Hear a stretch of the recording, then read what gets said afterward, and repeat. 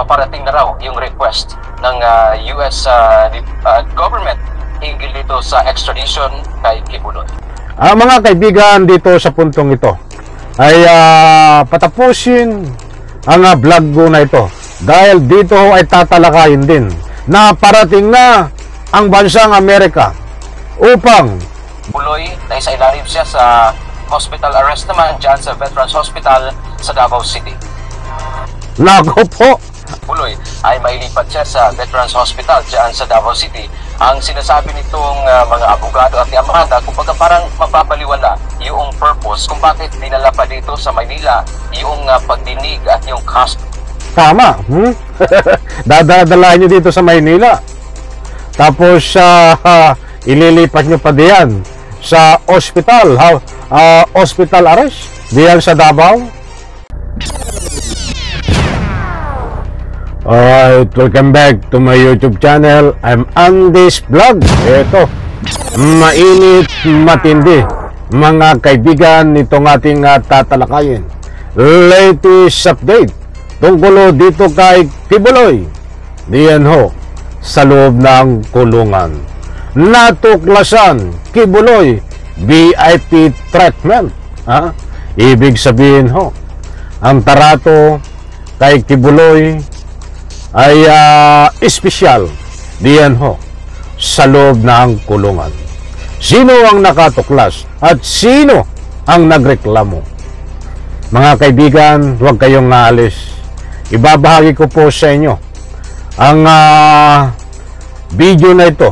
Pakinggan, unawain dahil importanteng mahalaga. Mga mahal kong taga-subaybay, marami niyo pong matutuklasan dito. Unang-una, Kibuloy, special treatment, ang tarato diyan ho sa loob ng kulungan. Pangalawa, parating na ang bansang Amerika upang kunin si Kibuloy. Parating na ang bansang Amerika upang sunduin si Kibuloy. Lahat pong yan, mga mahal kong taga-subaybay, ibabahagi ko po sa inyo. Eto, at para sa lubos nyo pong pangunawa ay ibibigay ko po sa inyo at nang sa ganon ay malaman nyo po itong latest update tungkol dito sa pagkakakulong mga ginagawa ni Kibuloy diyan ho sa loob ng kulungan. Nako, ilang days na ho ito na natutulog diyan sa kulungan, ay pinapawisan ho ito. Kapag walang aircon, ay paano kapag may aircon? Ay siyempre ang sarap ng tulog nito. Kaya lang ay before siya ho ay napapaligiran ng rehas, before napapaligiran siya ng mga angels, mga gandang babae. Sabi nga, lumalabas sa investigasyon ay kanyang mga biniktima. Ba't ngayon ho si Kibuloy napapaligiran ng rehas na bakal? Totoo ba ito na naka-aircon pa? Ayan, lahat po mga mahal kong taga-subaybay, ang inyong mga public opinion ay nire-respeto ko dahil naka-open ang comment section. Kung sinasabi nyo ho diyan at nababasa ko na si Kibuloy ay naka-aircon, ay nire-respeto ko po yan. At heto ho, para sa lubos nyo pong pangunawa, wag na nating patagalin. Dati, ano ang detalye nitong apela ni alias Amanda na isa sa mga sinasabing biktima ng pang-aabuso ni Kibuloy? Magandang umaga, Ella. Ayan o, si alias Amanda, na dating nabiktima ni Kibuloy. Itong kanilang naging apela kasi ay matatandaan natin, Ella, marami kasing hiling itong si Apollo Kibuloy. Kabilang na nga dyan na gusto niyang ilipat dyan sa Armed Forces of the Philippines o AFP. Pagkatapos niyan ay may gusto rin siyang gawin na o isa sa ilang. Naku, ang lakas ng apog nito, si Kibuloy. Ang daming request. Alim siya sa house arrest at itong nakaraang Biyernes kasabay ng arraignment ng kanyang kaso dyan sa Quezon City at Pasig City ay mahirit pa itong si Kibuloy dahil sa ilalim siya sa hospital arrest naman dyan sa Veterans Hospital sa Davao City. Naku po, Ang daming hirit. Kaya natuklasan ho nito at nagrereklamo na itong si Ama alias Amanda na special na ho ang pagtarato dito kay Kibuloy. But anyway, hindi lang ho itong kanyang biktima ang nakakapansin na VIP treatment, special ang pagtarato dito kay Kibuloy, maging ang taong bayan no, na napakarami ho ang nagpapaabot diyan sa comment section na talagang espesyal ang tarato dito kay Kibuloy. Nako ho.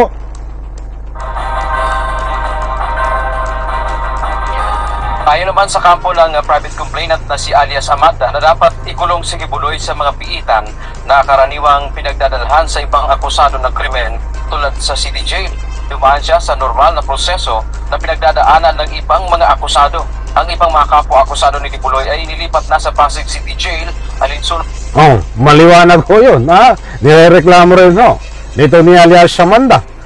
Hindi lang si alias Amanda, taong bayan din ay nagpapatid ng kanilang salubin na dapat si Kibuloy ay nandiyan sa Pasig City Jail katulad ng kanyang mga kuwakyos. Ay bakit hindi nila maikulong? Mga kaibigan, dito sa puntong ito ay patapusin ang vlog ko na ito dahil dito ay tatalakayin din na parating na ang bansang Amerika upang dito sa kalagayan ni Kibuloy, kukunin ba ito o anong mangyayari?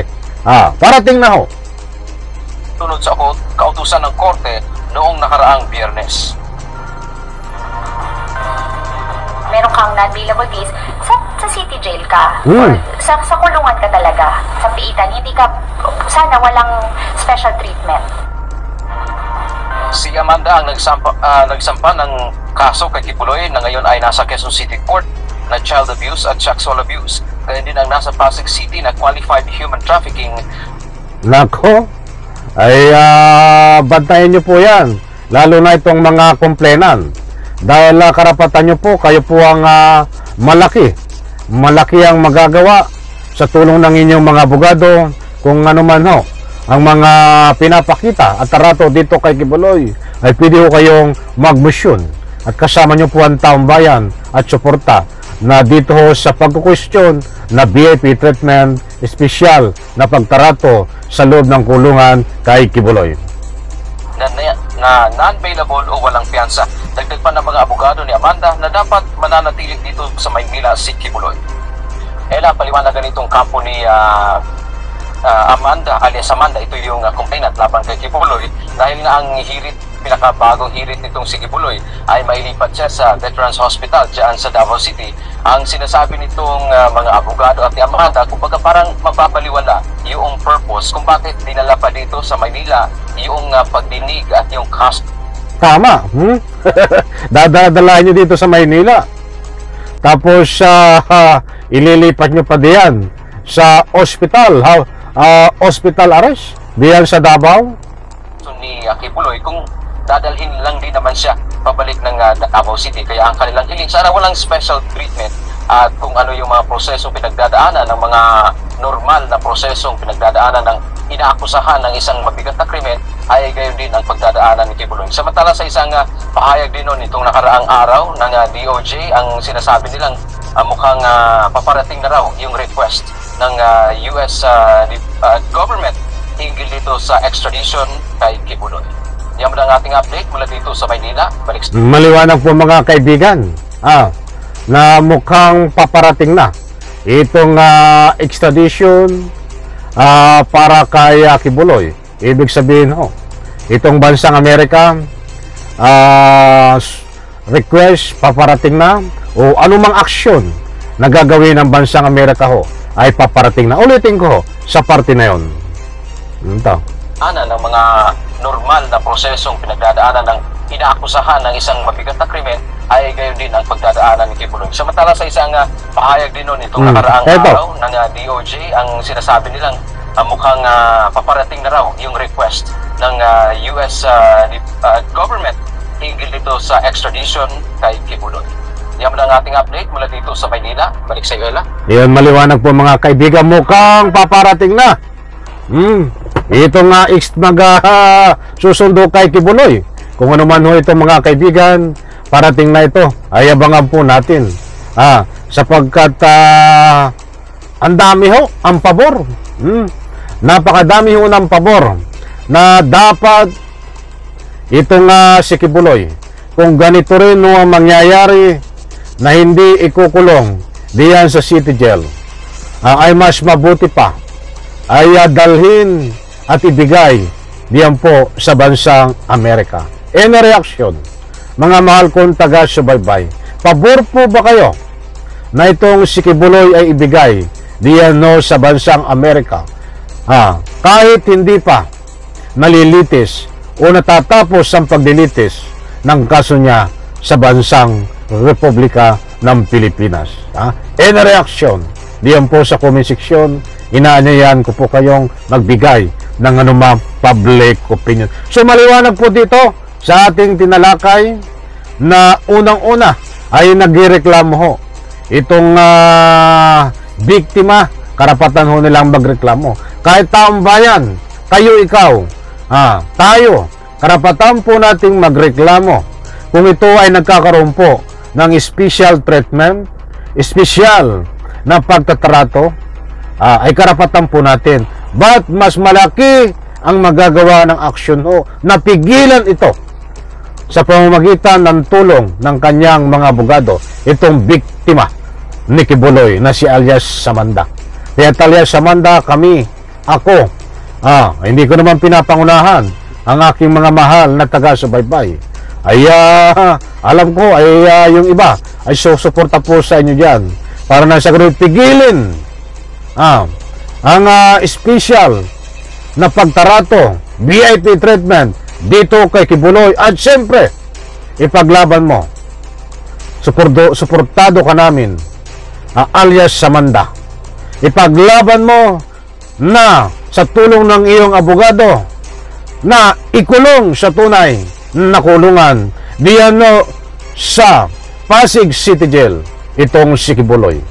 Napakaganda po niyan na ika nga po'y isang paraan dahil para po maiwasan natin itong VIP treatment special na pangangalaga diyan ho kay Kibuloy sa kanyang kinalalagyan. Dapat Nobel recommendation ang kanyang kaso. Dapat yan ho, katulad ho ng inyong mga sinasabi, mga mahal kong taga-subaybay, dapat yan ay nandiyan sa Pasig City Jail. Yan ang buong katotohanan. Dapat, kung hindi ho mangyayari yan,